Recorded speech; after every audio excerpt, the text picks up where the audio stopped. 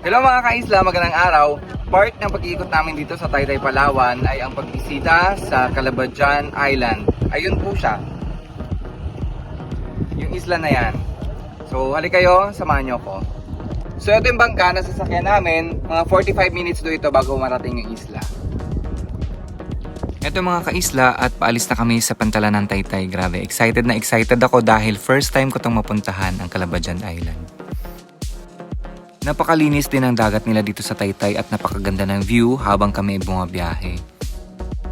So mga kaisla, i-enjoy nyo muna ang magandang tanawin habang kami bumabiyahe at sana patapusin nyo hanggang dulo para makita nyo kung gaano kaganda ang Calabadjan Island at ang kanilang sunset.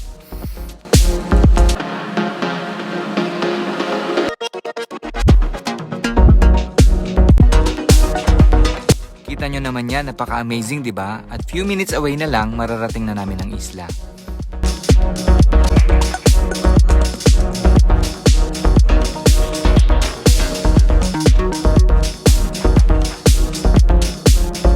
So yun mga kaisla, in 45 minutes, narating namin ang island ng Calabadjan. Tingnan nyo naman kung gaano kaganda ang view sa aking likuran.